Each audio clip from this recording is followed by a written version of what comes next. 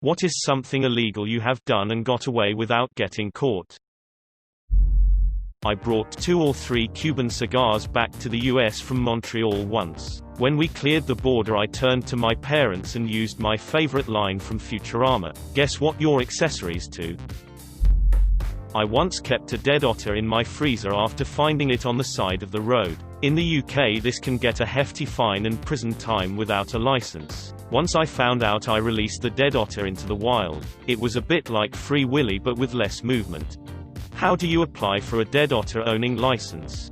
You apply at the Dead Otter Licensing Office.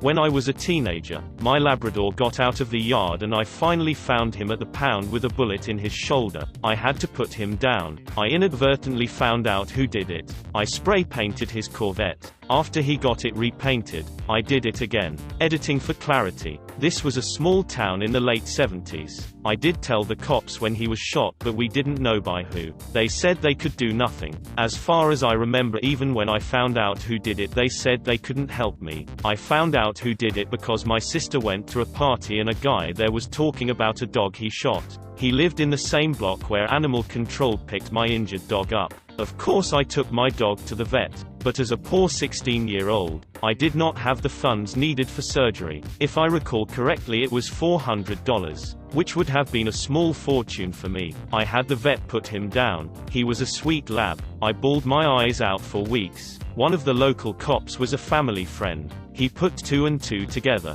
and after the second paint job, he stopped by my work and mentioned what happened to this guy's car, and looked at me and said he hoped it wouldn't happen again. I took the hint and left him alone after that.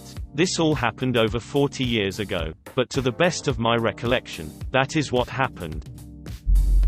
I was visiting the beach, and when walking home with a friend from a bar at 4 a.m. on a Sunday night, we came across a jet ski on the beach being bounced around by the waves. My friend convinced me to ride it back with him the next mile to where we were staying, so we rode it in the ocean in pitch black while a storm was out in the distance. Cool. Not scary. When we got to our place, we rode it around until the sun came up, and then I found the jet ski registration. Found the guy on Facebook. Played the good guy and messaged him and told him, "Hey, I found your jet ski at X location on the beach." Then went inside. It was a pretty thrilling experience. I don't know how illegal it was considering it was a jet ski just left in the ocean, and I returned it, but it was still pretty fun. My friends and I didn't pay for our dinner at Steak and Shake this past weekend. I stood waiting at the register trying to pay for 20 minutes, but no one came to take my money. It was 12:30 a.m. before we left.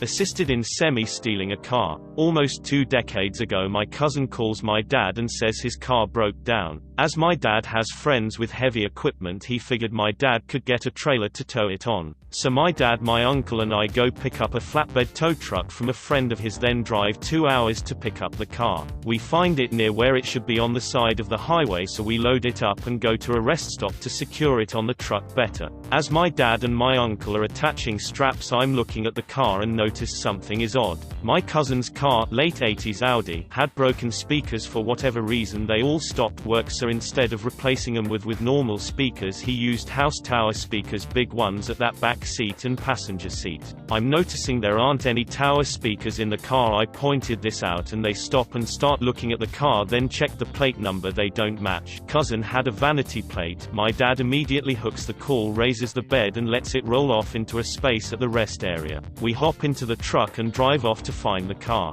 We find it less than a mile away. Audi reliability jokes aside, what are the odds of 2 identical Audis, same year, color and even rims and tires, being broken down that close to each other? Stole a Blue Angels flag from the hangar they were parked in. When I was in the Navy, the Blue Angels visited the airbase I was stationed at. They proceeded to kick all of our planes out of our hangar, and I had to fix our birds out in the rain, in a fit of contempt. On the last day they were there, I went into the mez and stole the flag hanging from the overhead beams. I still have the flag and wear it like a cape from time to time. I stole my own car from the tow impound lot. Best part was getting the certified letter months later that they were going to auction it if I didn't come and pay for it. You should have gone back with the letter and demanded to see the car. Worked at a car dealership. broke many finance and insurance fraud laws on a daily basis for years. Most finance managers do and may not even be aware or it. Please give details. This interests me. Lots of little things, including extended warranties and gap insurance in deals. Telling customers the bank's rates would be higher if the car didn't have a warranty or gap. Paperwork magic. We have a deal on that new car for you for $350 a month. Great deal, right? You say I only want to pay $300. Okay, no problem. We'll just make it a 72-month loan instead of a 60-month loan and you'll get your payment at $299.43 and I'll throw in the warranty. Never telling the customer their original payment at buy rate on a 60-month was say $275. I just got them to bump themselves $25 a month for 6 years and an extra $300 x 12 for the dealership and they're so happy. Wear them down. Make them wait until the point of exhaustion where they'll sign anything to just get the hell out of there. Print 2 versions of the paperwork, one for a reader and one for a signer. Give them some meaningless paperwork at the beginning. Accessory agreement, privacy disclosure, survey, etc. See if they read or just sign it. If they just sign everything, they get the version of the deal that makes us more money. Lots more. Stole some candy when I was 6 years old at the corner store in 1967. The summer of love for candy. I hid it behind a sockball in my hand. I even showed the sockball to the owner, and said, "You like my sockball?" I still feel remorse. He was nice gentleman. I trespassed a condo car park to see an expensive car. I pretended I lived there. I bet you took a picture of it too, you monster. I once overslept for an oral English exam, so I forged the letter I received with the date, and moved it to following week. Showed it to my English teacher and she said it was probably a mistake, but I had to show it to the school dean as well to get approval for a reschedule. I showed the forged letter to him and he instantly found a mistake I made in the letter and just casually said that the letter looked typed over. I was sweating bullets at that point, because forging a letter for an exam is a pretty harsh offense and could have gotten me suspended, but he just shrugged it off and gave me permission for a reschedule. I guess since I wasn't a troublemaker he just gave me a pass.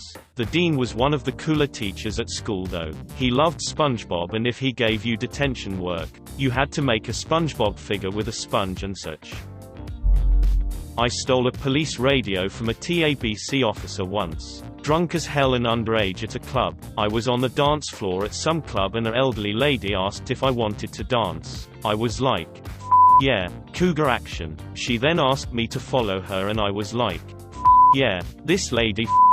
She then showed me her badge and I was like, Officer took me to the back office of the club and threatened to take me to jail and decided on just giving me a fine. When she went to make a copy of my ID she left her radio on the desk. I shoved that in my pants. I have no clue why I did this. Went outside and called my friends and told them we have to leave. Got in the car and showed them what my drunk ass did and we all had a great laugh. Never paid the ticket and never received a warrant, so I guess I got away with it.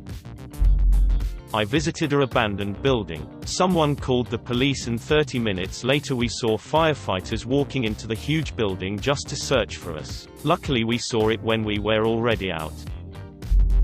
I stole a piece of obsidian from biology class. At the next lesson biology teacher came to our classroom and forced us to admit who stole an obsidian, but I didn't. I used to have a total lead foot. One day, I was driving to my ex-wife's parents' house by myself. They lived in a small town right off of the freeway. Now, on the freeway I was driving about 80 miles per hour, 130 kilometers per hour, which was standard for most drivers. When you pull off the freeway, it immediately drops to 25 miles per hour, 45 kilometers per hour. So, I pull onto this main drag and start driving through the town. I'm about a mile down when suddenly I notice a police car pull up behind me. I look down and see that I'm driving at 45 miles per hour, 70 kilometers per hour. A few things hit all at once. First, I couldn't afford a ticket. I was 20 miles over. I would have ended up with a $200 plus ticket just because I failed to decelerate. I was only 3 blocks from my in-laws, and the officer hadn't turned on his lights yet.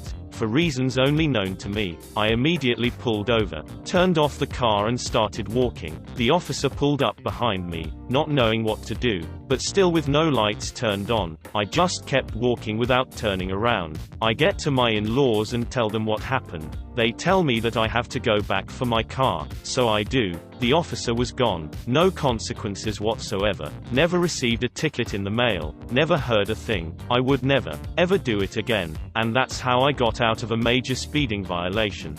I'm sure he would have understood if you showed him your foot made of lead.